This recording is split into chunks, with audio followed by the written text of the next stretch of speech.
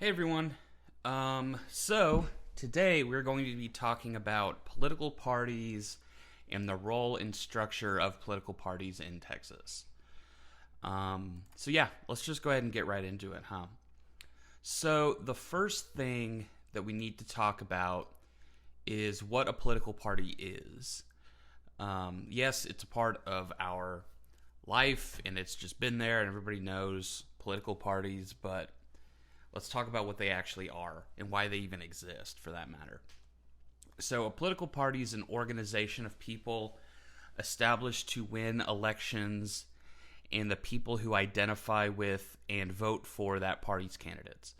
So, a political party is an organization whose job it is to get candidates elected. Um, so, they serve the purpose of finding candidates that align with their values, the party's values, and also find candidates and link them to the voters. Um, so it helps the voters find candidates that are also the most similar to their values, right? So parties do serve a purpose in government. As much as we may or may not like political parties, they do serve a function. Mainly, they're a linkage institution, meaning they link candidates with, or they link voters with their preferred candidates. If you know whether or not those are actually preferred is debatable, but in general, that's how it goes. So now, but political parties are not, or partisanship, which is when we're talking about political parties, that's partisanship. Partisanship is different than ideology, right? So if you were a conservative, you are generally going to vote Republican, but this wasn't always the case, right? Because ideology is conservative or liberal. Ideology used to not be so linked with partisanship. There were a time when Texas was heavily Democrat, but it was dominated by conservative Democrats, right? And you could also have liberal Republicans, during those days. Now, the age of party polarization, everybody hears that term all the time. Political polarization, or we're very polarized, you know. So if there was a center, everything is moving to the edges, to the poles. That's why we call it polarization. So nowadays the distinction between partisanship and ideology is a lot less clear. Um, and we'll talk about a little bit how that's changed, but I just want you guys to understand that partisanship today means left and right or liberal conservative, but it wasn't supposed to mean that. It doesn't mean that like in theory. Hope that makes sense. But because we are in the age of party polarization, that's what we get today. Cool. So, next, let's talk about how Texans, but really just, Americans at large, are introduced to their political culture, which in turn leads them to identify with a party, one party over the other, or no party at all. But let's talk about that process. So this process is called political socialization. Socialization is a keyword in your book. It's going to come up. It's a concept that I think is very important. So it's definitely going to be on your exam. Basically, political socialization is just exactly that. How do people get their political beliefs? And how do they choose to identify with political parties? So most of these are, there are a lot of different things that will cause or that influences political socialization, but the ones most common or most influential are your parents, for one thing, religious leaders, and that doesn't, religious leaders means religious leaders, but it could also mean cultural leaders, like there can be secular secular forces that maybe serve the role that a religious leader might. But that can also mean like teachers and, people you hear in the news, people you look up to or whatever. As well as in geographic environment, where you're located in America. Things like that has an effect. Education, various factors can shape how people's beliefs get solidified over time, right? Now, these can the way people identify can change over time, and the book makes clear to mention that. But what they don't focus on enough is that the fact that these factors, yes, political leanings can change over time, but more often than not, they actually stay fairly consistent. So there might be a switch, but ultimately, at least statistically speaking, once people's beliefs are formed, they modulate, sure, but they don't always change drastically. So that's one thing that the book maybe didn't. I mean, at least in political science theory, that's the thing. It's not that we say that, people's political beliefs can never change, but it's just fairly predictable. That's what I would say. People's beliefs, once they're formed, are fairly predictable. Yeah. Now, the other thing about political socialization is that I don't completely agree with what the textbook gave you. So there's no disputing that parents, religious leaders, teachers, education, geography, the kind of industry you work in, your income, things like that, can all affect, somebody's political beliefs. But what all these factors that are mentioned in the book, what unifies them all is they're all socially learned. They're all things that occur in a social environment. Teachers, religious leaders, parents, these are, to a large extent, these are institutions or influences that occur within a social realm, right? And I don't know if I fully agree with that, because what this might imply is that, by and large, every person is an identical unit, and they're undifferentiated, and they're essentially just blank slates. People are just blank slates, and you just add on top all of these factors, and then that creates a person's political beliefs. I don't know if I agree with this assumption. Not completely, anyway. I think that individuals are a lot more complex and a lot more unique than that. So I borrow from psychology in my belief that personalities also affect political beliefs, like individual traits. Are you introverted? Are you extroverted? Are you conscientious? Are you open to experience? Are you agreeable? Things like that, right? So when I was in grad school, I actually tested this hypothesis because as we were learning about political socialization, I thought I was not quite satisfied with the theory. So I actually did my own research. And basically, without going too far into it, what I did was I studied how there's something called the 5-factor model, or the big 5 personality traits, which are openness to experience, conscientiousness, extroversion, agreeableness, and neuroticism. So what I did was looked at public opinion polls and measured how these factors, which, conveniently enough, there were variables done within the survey data that I used to gauge these 5 factors. So what I did is looked at how these 5 factors, these 5 personality traits, affected political beliefs.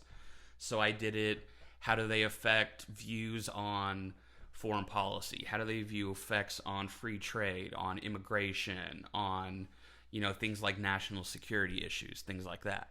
But I also did it on how they feel about presidential candidates.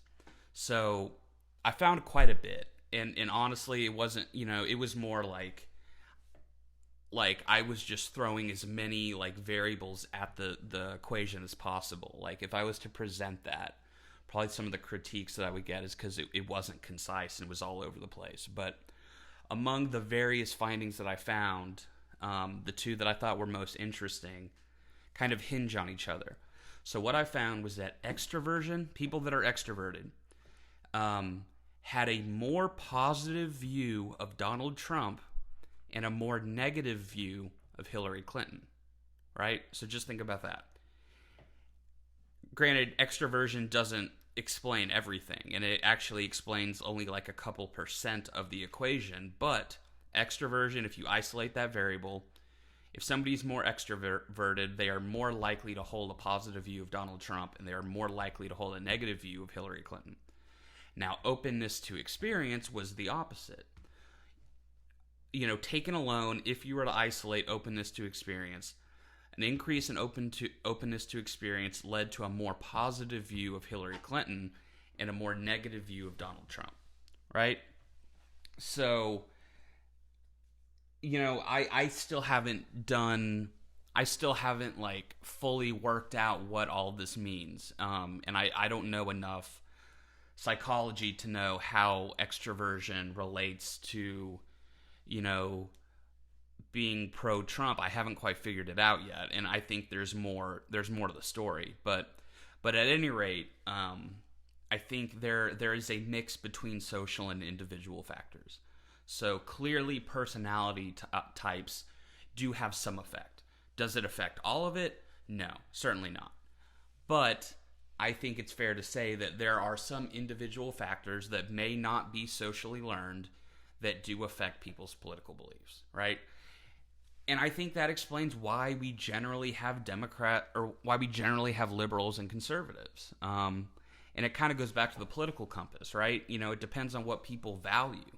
If people value economic liberty, they may not be as, supportive of, social services, expanding social services and providing more relief to, the working class or something like that. You know what I mean? Or if you are more open to experience, you might be more accepting of other viewpoints and other cultures and things, and that might lead you to be more liberal. I mean, it makes sense to me. Again, does that explain all of it? No. But I think what the book describes is also not the complete picture either. So you don't have to agree with me. And I'll show you the data. I'll show you my paper if you care. But yeah, anyway, that's my thoughts on that. But whatever the case is, whether it's socially learned, whether it's individual, whether, people genuinely have liberal or conservative beliefs, or whether that is just a product of the social environment, whatever the case is, as it relates to political parties, is again through parties linking voters with candidates that best align with their political beliefs. Whatever those beliefs are, in theory, there's a party that provides candidates that will meet those interests of those voters, right? Cool. So the next thing we need to talk about is how, and this is not just a Texas thing, this is an American thing, but this is a Texas government class. So yes, we have political parties, but the thing that's significant about American politics is that we have two dominant political parties. We have a two-party system. Not all countries have a two-party system. And I'll go through that a little bit. But the first thing that I want to talk about is just how, yes, there have been third parties in Texas, but they've been fairly few and far between. So Texas puts restrictions on ballot access for third parties, which was essentially a bipartisan consensus. So both the Democrats and the Republicans have an interest in not allowing third parties. Because what you'll see is that when you have a third party, it essentially is going to take votes away from one of the major parties. So the Democrats and the Republicans actually agree that they'd rather just fight each other than fight each other and a third party, right? So there have been some third parties, but again, yeah, they're few and far between. So one of them was the Dixiecrats. So eventually, or essentially, Southern Democrats who were conservative, right? And they abandoned the National Party in 1948 over the issue of racial integration. So yes, there were Democrats, but they were not for, civil rights or racial equality, right?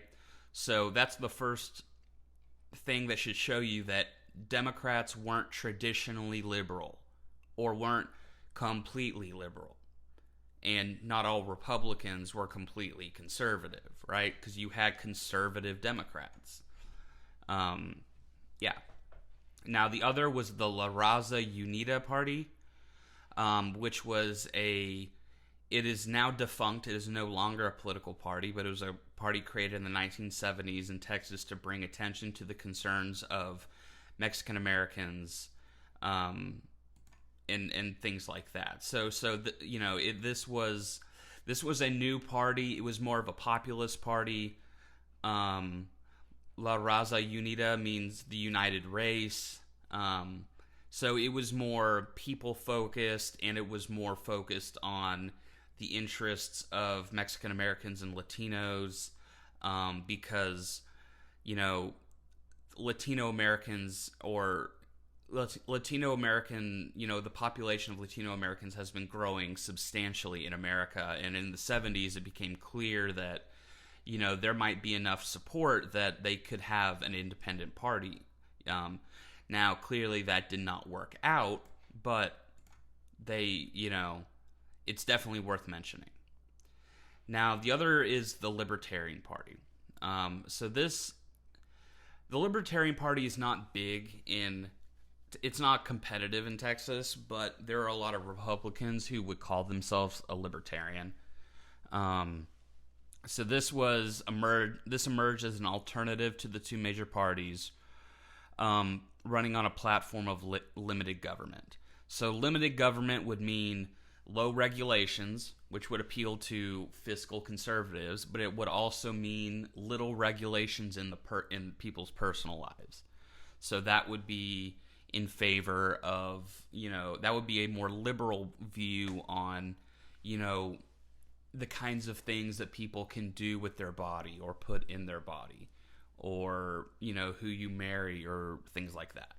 So this is right libertarianism. If you go back to the political compass, if you are in the bottom right, that would be a libertarian, because you are for limited government in both ways, in both respects. No regulation in the economic sphere and no regulation in the social sphere. That would be a libertarian. But again, the two-party system dominates. And what I want to talk about now is why. Because I don't think people understand, well, clearly people don't understand because we don't talk about it. Everybody decries the two-party system. And I'm not saying I love the two-party system, but at least I can explain why it occurs, all right? So that's what I'm going to attempt to do. So the first thing to point out is that there is nothing in the Constitution that requires two parties. Or even there's nothing in the Constitution that even requires that there be parties, right? Parties are completely outside of the government. They affect government, but they are not a part of government. They are just organizations. They are factions, So the question is, well, it should make sense why we have parties. To link voters with preferred candidates, right? That's the first thing we talked about. But again, the question is, why do we have two parties? Well, the best answer to this can be found when you look at how elections are set up in our country, how elections are conducted. So essentially, what we have in our system is called first past the post, or single member districts, or winner take all. These are all essentially synonyms. First past the post, single member districts. Let's focus on those two terms, though. So essentially, what happens is the way our elections work is you vote for one candidate, right? If we're talking about the House of Representatives, there is one representative for some precinct, some district, right? And Democrat, Republican, a Democrat, a Republican, a Green Party, a Socialist, a Libertarian, let's say they are all, running for that one office, right? So what happens is the person with the most votes wins, right? That makes sense. That's how elections generally work, right? But you don't have to necessarily get a majority of the votes. You just have to get a plurality of the votes. A plurality just means who got the most. So let's say the Republican wins this hypothetical office, this hypothetical election. But it's not far from true because most of the time Republicans are the ones getting elected in Texas anyway. But let's say that, the vote is like the Republican gets 40%, the Democrat gets 30%, and the rest of the parties split that last 30%. The voters there wasn't a majority of voters that wanted the Republican, right? But they just got the most votes. And, no candidate was able to get a majority. But what happens over time is that this system will lead to essentially candidates, there just being less candidates because it would be impossible for the Socialists to get elected. They got 5% of the votes. It would be impossible for the Green Party to get elected. They got 2% of the votes, right? But over time, what you're going to see is that, the Libertarian knows that they can't win, but they might prefer the Conservatives' economic policy, right? So they will choose to vote for the Conservative. So because the Conservative more closely aligns with their views than any other party that could realistically win. Same thing with the Socialists and the Greens. They're probably going to vote Democrat because they know that their party can't win, but the Democrats are closer to them than the Republicans are, right? So yes, you will sometimes have a Libertarian or a Green or some other third party, but more often than not, people just pick the Democrats or the Republicans because they're the two biggest parties that can actually win, and these parties have over time expanded to include, other interests that may not have been traditionally within the Democratic scope. So that's why part of the Democratic Party is pretty far left, whereas most of the Democratic Party is kind of just center left, like Bernie and AOC, those people are much farther left than the traditional Democrat, but the far left doesn't have anywhere to go but the Democratic Party. Same thing with, the farther right conservatives and like the Tea Party. Tea Party is more libertarian. Tea Party stands for Taxed Enough Already Party. So libertarians or the Tea Party would be farther right than the traditional conservative, but there is no viable, libertarian party, so people will just go to the Republican Party because that will get them more of what they want and they would get much less of what they want if they voted third party and the Republicans lose because enough people, that would have voted for the Republicans voted for the third party. I hope that makes sense, right? So over time, you've got a bunch of different, but what you'll see is that in the end, two will form and then the others will start to orbit around it, loosely become affiliated.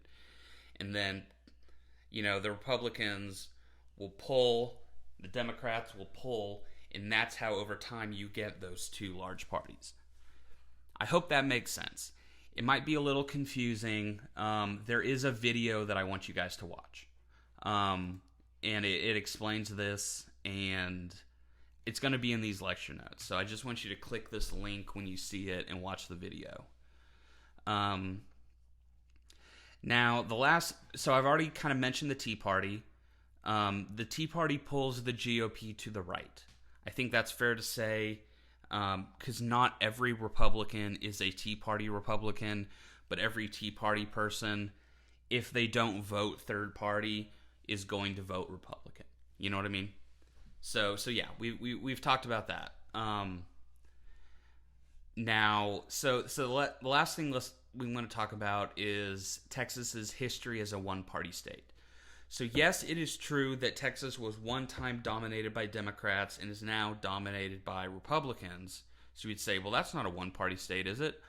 Well, the point is that Texas is dominated by a political party at any given time, means that it is essentially a one-party state.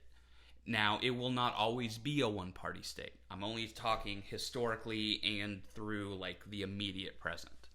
But essentially, Texas Democrats dominated politics for over a century after the defeat of Edmund J. Davis in 1837. So he was that Republican governor that was pretty much put in by the Republicans during Reconstruction. Because after the Civil War, Texas, or the North, the Republicans, the abolitionists, put in a lot of control over the southern states when they were being reintegrated into the Union. So the Democrats historically were in opposition to the southern Republicans that were coming in and installing their governors and kicking out all of the people, the Democratic politicians that essentially supported the Confederacy, So essentially, once the Republicans left, once Reconstruction ended, the Democrats took control again. It was like, okay, now you guys it's like the parents aren't home anymore, now we're gonna have our party, right? That wasn't bad, was it? So the Democrats dominated Texas politics for like 100 years. And again, they were conservative Democrats. So the Democratic Party, at least in the South, there was a Southern Democrat, right? There was a Southern blend or a Southern style of Democrat, which would have been more conservative, especially when it comes to racial issues, right? We're talking about the former Confederacy. And this wasn't just Texas, this was the whole South, and more specifically, the Confederacy. Now this was the case until it started to change in the 1970s, and then the shift to being dominated by the GOP, which is the Republican Party, really took shape in the 90s. So I've got a graph here that I want you guys to look at. And essentially what it shows is party polarization over time. So, we measure like polarization based on how Congress votes. If there is less polarization, essentially what you're going to get is more people voting across the aisle. So more Democrats, co-signing onto Republican bills or not voting strictly among party lines. So if you're looking at this graph, which I want you to do, you will see that from 1879, which is essentially when Reconstruction ended, till about 1940, there was a huge gulf, there was a huge gap between Southern Democrats and Republicans. That would align with what I just said. Southern Democrats were more conservative, and they were not, they understood that the times had changed, but they were like, only a handful of years ago trying to secede from the Union. So of course they would be, diametrically opposed to the Republicans, which were the party of Lincoln, the party of abolition at the time, right? Now, in the 40s, in the late 30s, early 40s, up until like the 60s or 70s, there was actually a lot less distance between the Republicans and the Southern Democrats, right? So that, what I see is the ideologies of the parties slowly shifting, and the Southern Democrats, which again would be more conservative, started being closer to a Republican, right? Now, in the 70s, you start to see the Southern Democrats start falling away from the Republicans again. That's when the polarization hit. Now, but this was also the time in history that the Republicans started to dominate Texas. So while it looks like the Southern Democrats are moving farther away, what I think is that there just stopped being as many Southern Democrats. And the Southern Democrats of yesteryear became Republicans, and the Southern Democrats who ended up staying Democrat became less and less distinguishable from your mainline Democrat. So at that point, I think being Democrat was no longer tied to being in the South the way it used to be. So, yeah, I mean, what we see is that in the 90s, essentially, exactly when the textbook says that the Republican Party took over in Texas, that's when the last of the Southern Democrats essentially dissolve and become a normal Democrat, and Republicans just go further to the right. So what I think is this graph corresponds with history and explains the shift from the southern states being Democrat to being Republican. That's what I think it shows. Again, I very much want you to look at this because you won't understand what I'm talking about until you do, right? But I think that's extremely interesting, and it explains exactly what the book is talking about. So yeah. All right, guys, so that is my lecture on political parties in Texas and the role of political parties. The main points are: what is a political party, the fact that things have gotten more polarized over time, how people develop their political beliefs, why we have essentially two dominating parties, and how that has what that trend looks like over time. That's essentially what I want y'all to know from this lecture. Cool. Thanks so much, guys.